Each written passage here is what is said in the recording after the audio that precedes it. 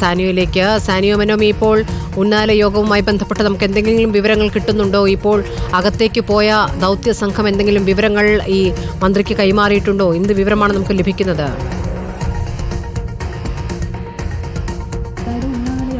ഉന്നതതല യോഗം തുടങ്ങിയിട്ടുണ്ട് സ്മൃതി. പക്ഷേ നമുക്കിപ്പോൾ അവിടെ നിന്നുള്ള വിവരങ്ങൾ ലഭ്യമല്ല.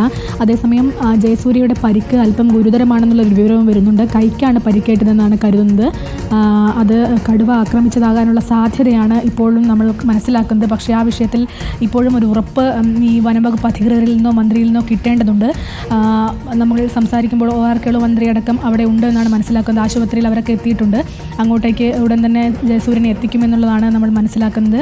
കൈക്ക് ഗുരുതര പരിക്കേറ്റു എന്നാണ് ഇപ്പോൾ അറിയാൻ കഴിയുന്നത്. ഏതായാലും മറ്റ് അപകടങ്ങൾ അല്ല ഉള്ളത്, കൈക്ക് ഗുരുതരമായ പരിക്കേറ്റതാണ്. ശരി, അത് പുതിയ വിവരമാണല്ലോ സാനിയോ. ഇപ്പോൾ ജയസൂര്യ BFOയ്ക്ക് കൈക്കാണ് പരിക്കേറ്റത്. കടുവ ആക്രമണത്തിൽ കൈക്ക് പരിക്കേറ്റിരിക്കുന്നു എന്നുള്ള വിവരമാണ്. വേറെ അപകടമൊന്നുമില്ല, ആശങ്കപ്പെടേണ്ട കാര്യമില്ല. കൈക്ക് പരിക്കേറ്റിരിക്കുന്നു എന്നുള്ള വിവരമാണ് ഇപ്പോൾ നമുക്ക് ലഭ്യമാകുന്നത്.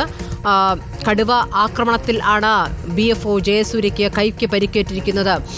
കടുവയ്ക്ക് വെടിയേറ്റതിന് തൊട്ടു പിന്നാലെ കടുവ തിരിച്ചാക്രമിക്കുകയായിരുന്നു എന്ന് വേണം മനസ്സിലാക്കാൻ. സാനിയോ, അപ്പോൾ പരിക്ക് ഇരു തരത്തിലുള്ളതാണ്.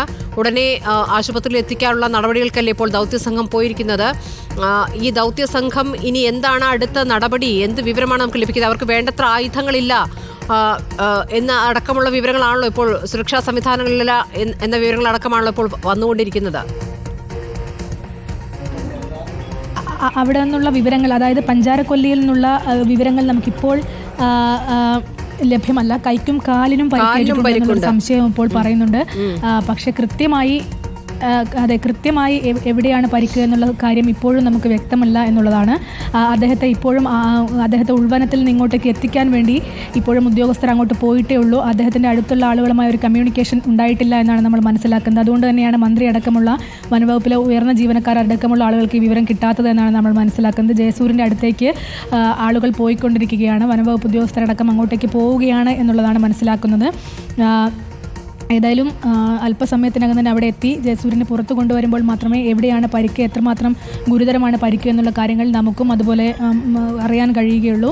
അതേസമയം ആശുപത്രിയിലടക്കം എല്ലാ കാര്യങ്ങളും സജ്ജമാക്കി വെച്ചിട്ടുണ്ട് എന്നാണ് നമുക്ക് കിട്ടിയ വിവരം. മന്ത്രി OR അതുപോലെ K ശശീന്ദ്രൻ അടക്കമുള്ള ആളുകൾ മെഡിക്കൽ കോളേജ് ആശുപത്രിക്ക് നിർദ്ദേശം നൽകിയിട്ടുണ്ട് എത്രയും പെട്ടെന്ന് ഈ ഒരു കാര്യങ്ങൾ ചെയ്യണമെന്നുള്ളത്. അതിനനുസരിച്ചുള്ള അടിയന്തരമായ ഇടപെടലാണ് മെഡിക്കൽ കോളേജിൽ ചെയ്യുന്നതെന്നാണ് ഇപ്പോൾ അറിയാൻ കഴിയുന്നത്. അല്പസമയത്തിനകം തന്നെ ജയസൂര്യനെ അങ്ങോട്ടേക്ക് കൊണ്ടുവരാൻ കഴിയുമെന്നാണ് പ്രതീക്ഷിക്കുന്നത്. ഏതായാലും ഇവിടെ ഇപ്പോൾ യോഗം തുടങ്ങിയിട്ടുണ്ട്.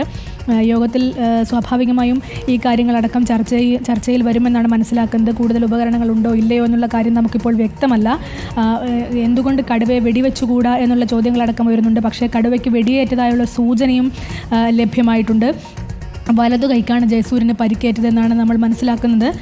ഗുരുതരമായ പരിക്ക് വലതു കൈക്ക് ഏറ്റിട്ടുണ്ട്. അതിൻ്റെ ഗൗരവം എത്രമാത്രം ഉണ്ട് എന്ന് ഇപ്പോൾ പറയുക അസാധ്യമാണെന്നാണ് കരുതുന്നത്. ഏതായാലും അടിയന്തര യോഗം, ഉന്നതതല അവലോകന യോഗം ഇവിടെ പുരോഗമിക്കുകയാണ്.